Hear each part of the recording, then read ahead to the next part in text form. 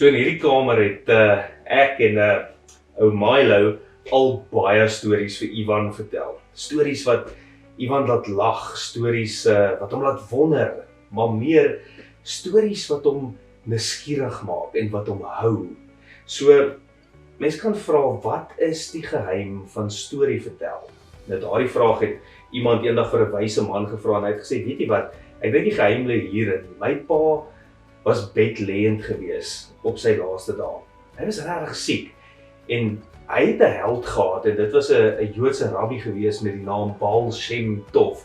En as my pa gepraat het oor hierdie held van hom, hierdie Baal Shem Tov, het hy so opgewonde geraak, selfs in sy siekbed, as hy vertel het hoe Baal Shem Tov opgespring het as hy gebid het en hy was in intense gesprek met die Here, dan Baal Shem Tov rondgedans en rondgespring en te kere gegaan.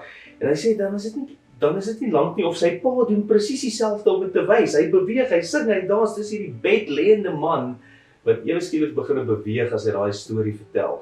En hy het gesê, hy dink dis die geheim van storie vertel. Stories moet 'n mens beweeg. Stories moet 'n mens van bedlêend na super opgewonde kry. Dit moet 'n mens beweeg en vorentoe vat in die lewe. Dit moet 'n mens nuuskierig maak.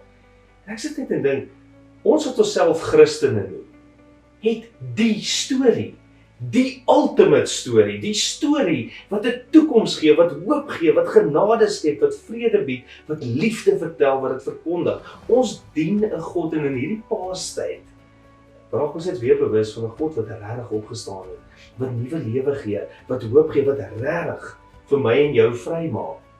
En as dit is wat God doen, as God opstaan teen sisteme van ongeregtigheid, as God opstaan teen haat, as God kom en hy sê, ek bring liefde en vergifnis en genade en vrede, hoeveel te meer nie ek en jy nie? Hoe vertel ons nog hierdie storie?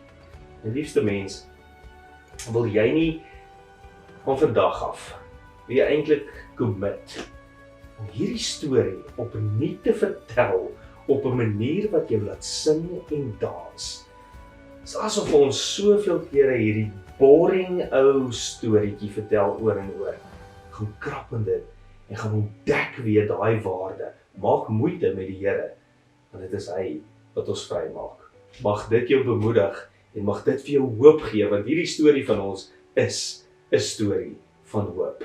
Sterkte vir jou week en ek sien julle Sondag. Totsiens.